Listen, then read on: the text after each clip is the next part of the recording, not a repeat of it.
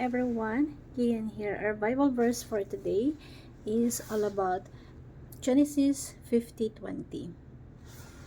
At ang sabi po dito,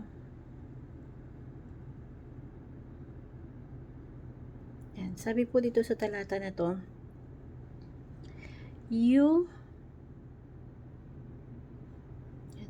sabi po sa talata na to, intended to harm me, but God intended it for good to accomplish what is now being done, the saving of many lives. So sa Tagalog, masama nga ang iyong ginawa sa akin, subalit pinahintulot iyon ng Diyos para sa kabutihan at dahil dooy nailigtas ang marami. So our first teaching for today is God's sovereignty and human responsibility are both biblical. Nakita natin kung gaano ka-sovereignty yung ating Panginoon Diyos, yung kapangyarihan ng Diyos na kumikilos from evil to evil sa lahat ng yung dinanas na Joseph na kabighatian. Imagine niyo po, at the end, merong magandang plano po ang Diyos at nailigtas ang maraming tao kasama na yung pamilya ni Joseph kasi nagkaroon ng malawakang taggutom po nun, pero si Joseph yung nabigyan ng solusyon. So yung unang teaching natin is God's sovereignty and human responsibility. So etong mga kapatid ni Joseph, ginawa siya ng kasamaan, responsibilidad nila yon, masama yung ginawa nila. So that is human responsibility. Hindi porket kumilos ang Diyos sa pamamagitan ng mga kapatid ni Joseph, hindi porket ginamit yung kasamaan nila, Diyos na yung gumawa nun. At hindi natin pwedeng sabihin na, Lord, ikaw pala yung nagpatapon kay Joseph sa kulungan Ang ginawa ng Diyos, yung maling intention ng mga kapatid ni Joseph, yung ginawa nila kay Joseph, ginamit yun ng Diyos para magparamdam yung sovereignty ng ating Panginoon at maka-accomplish yung plano ng Diyos. Sa mga tuwid, we are responsible.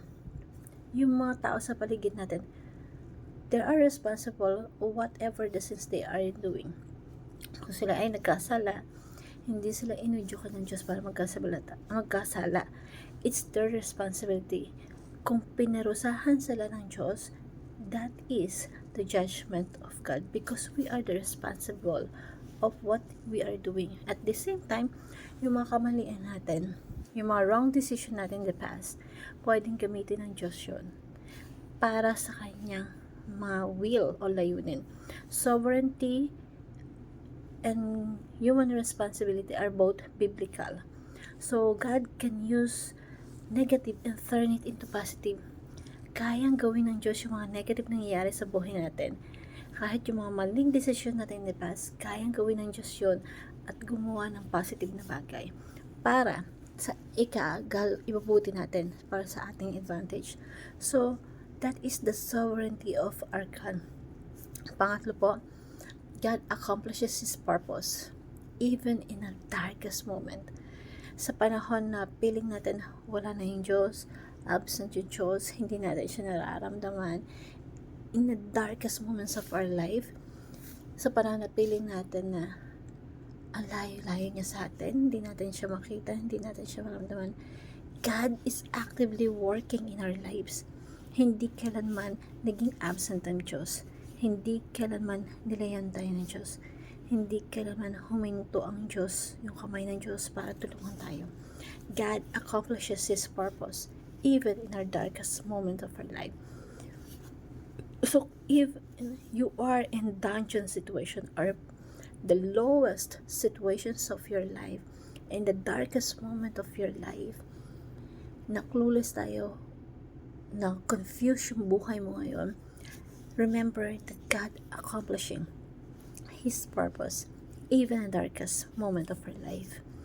And the applications of these verses is number 1, depend on God of doing His best. God is sovereign. So we have to depend our God, depend on His sovereignty, rely on His power. So 100% na dapat nagtitiwala tayo sa kapangyarihan niya.